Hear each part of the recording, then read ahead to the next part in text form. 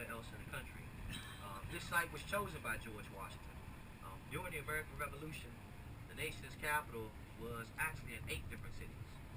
Baltimore, Maryland, Annapolis, Maryland, Philadelphia, Pennsylvania, York, Pennsylvania, Lancaster, Pennsylvania, Trenton, New Jersey, Princeton, New Jersey, and New York. It was shortly after the American Revolution that delegates expressed an interest in designating a federal district to be the seat of power for the newly formed government. Rivalry between the North and the South for that site was resolved through political compromise.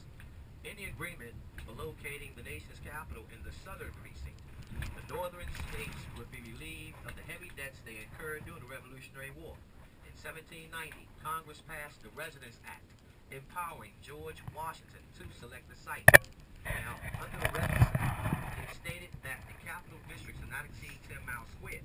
Now, George Washington wanted this spot to be laid out in a diamond with 10 square miles on each side, resulting in a district of 100 square miles. At that time, the nation's capital included a portion of Virginia. We're going to travel through that portion later on in our tour. In 1846, the Virginia portion of the original district was retroceded back to Virginia, or given back to Virginia, which left Washington, D.C. sitting just a mere 68 square miles. The land that the capital district sits on today is land that was donated by Maryland, Washington, D.C., so right in between Maryland and Virginia. Maryland to the north and Virginia to the south. And it's about 150 miles from the Atlantic Ocean. In 1791, George Washington chose engineer Charles Leclerc to design the city. And he designed the city in a north, south, and east and west grid pattern. Washington, D.C. has 4 quadrants: northwest, northeast, southwest, and southeast. And those 4 quadrants are all centered on the capital. And although this gentleman was chosen by George Washington in 1791 to design the nation's capital, 11 months later he was fired by George Washington. A lot of different reasons. But once he was fired, Thomas Jefferson and George Washington then chose Andrew Ellicott and Benjamin Banneker to design the nation's capital. And if you look to the right, you can see our brand new baseball stadium, baseball team, Washington Nats.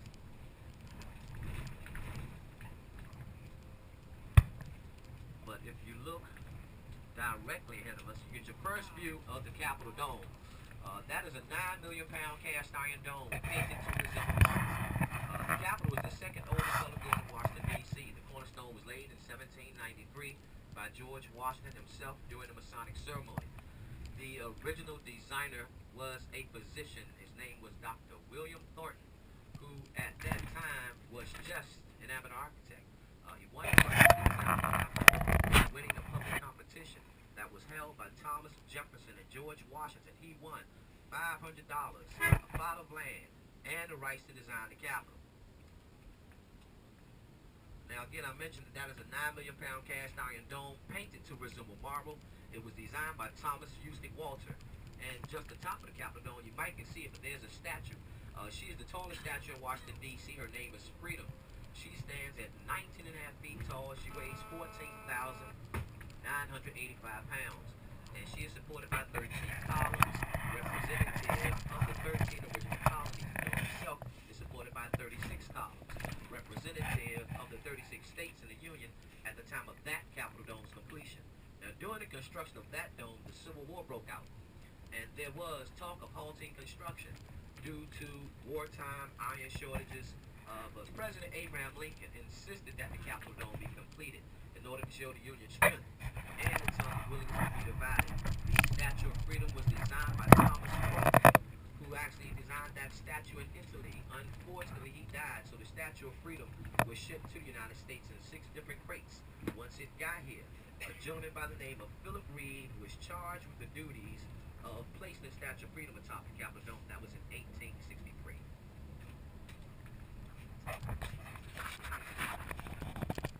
Now we're going to be spending some time on Capitol Hill later on in our tour. And actually, it was originally called Jenkins Hill.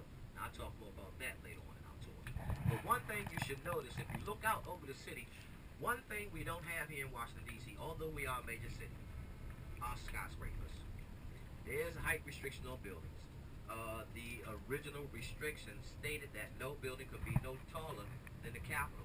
And then, of course, years later, they built the Washington Monument. And the second height restriction of 1910 stated that no building could be no taller than 200 feet along Pennsylvania Avenue and 180 feet everywhere else.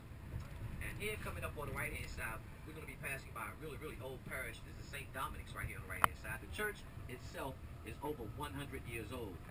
It's not the oldest, though. And we may have a chance, we will have a chance to see the oldest Catholic parish in Washington, D.C. Later on in our tour. It's called St. Patrick's, established in 1792.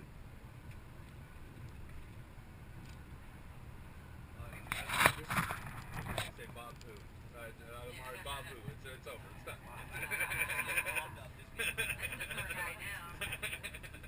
Now this dome structure that you're going to see, that's going to be the Thomas Jefferson Memorial. We're going to have a chance to see that memorial later on in our tour, actually tonight.